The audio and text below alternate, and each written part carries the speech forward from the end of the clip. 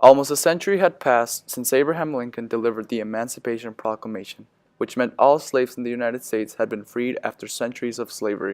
Although all slaves had been liberated and slavery had been abolished in the entire country, sadly that didn't make the end of racial discrimination.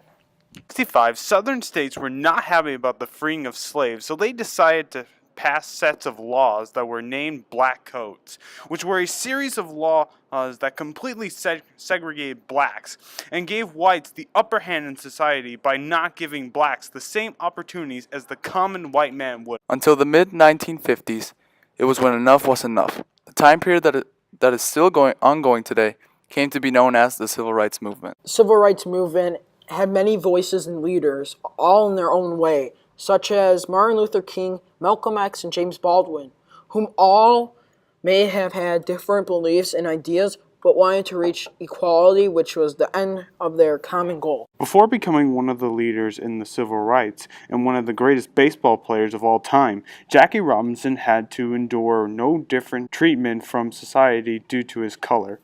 Robinson was born on January 31st in 1919 near Cairo, Georgia. His mother then moved his family when Jackie Robinson was only 6 months old to California, where they lived in a white neighborhood. Although Jackie suffered racism throughout his life, he realized that excelling at sports gave him good relationships with some white kids during high school, where he excelled in football, basketball, track, and baseball. He later became the first person in UCLA history to letter and star in all four sports. After the war, Robinson decided to play professional baseball, but since blacks could not play in the major leagues, Robinson started his baseball career in the Negro Leagues, playing for the Kansas City Monarchs in 1945 at the age of 26. In 41 games with the Monarchs, he batted .345 with 10 doubles, 4 triples, and 5 home runs. The Dodgers' general manager at the time, Branch Rickey, realized the incredible talent that was being wasted by not allowing blacks to play in the major leagues. Rickey realized it was time for baseball to change. The Dodgers knew that they were taking a big risk in giving Robinson a chance because of how their fans, other teams, and perhaps even teammates would react to such a change and integration of a black player to a team. In the 1947 season, Jackie Robinson was called up to the majors. Prior to the season, Rickey and Robinson agreed that Robinson would not respond to any insults and to just silence them.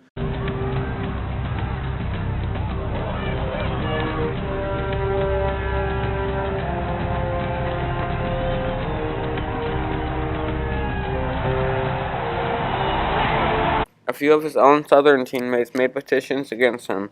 Teams threatened with boycotting games. Another of his teammates even asked to be traded from the Dodgers. Robinson received many death threats to his life and to his families. At games, he would get insults from opposing players and fans. After retiring from baseball, he still expressed his thoughts during the ongoing civil rights movement. I don't think you realize down here in Birmingham what you mean to us up there in New York. And I don't think that white Americans understand what Birmingham means to all of us throughout this country. And we think about the little kids being tossed from one side of the street to the other by the tremendous force of this hose. And we think about, this picture just sickens me, this big brave policeman down here with his knee on the throat of this lady. And the problem of it is, ladies and gentlemen, is that this same picture of the dogs and of this policeman with his knee in the throat of this lady, it's a picture that's being portrayed throughout the world. And I think the conscience of America is beginning to awaken. I think the first steps that were made here by the Birmingham businessmen with Dr. King and the other leaders down here is an indication that perhaps the conscience of Birmingham is beginning to awaken. The only thing that we are demanding is that we be allowed to move ahead just like any other American citizen. Robinson was opposed to the idea of separatism and the meeting of any means necessary that Malcolm X was advocating for at the time. He also spoke up against President Eisenhower, Kennedy, and Nixon whenever they hesitated to move forward with the civil rights legislation. He was a very active speaker during this time period. On April 15th, 2005, being the 58th anniversary of Jackie Robinson's debut, Baseball Commissioner Bob Selig declared every April 15th as Jackie Robinson Day. Later then, number 42, in which was the number Jackie Robinson used to wear, was retired from the entire league on every Jackie Robinson Day. All teams and players wear the number in honor of Jackie Robinson and to what he contributed to. The true measure of a legend is their legacy. Today marks the 70-year anniversary of Jackie Robinson breaking baseball's color barrier, and his legacy continues to touch this great game and our world. So today we celebrate his legend and those who carry on his legacy. Today we remember the courageous path Jackie Robinson took and how it forever changed our culture in America. Today is April 15th. We are at Dodger Stadium. Welcome to Jackie Robinson Day 2017.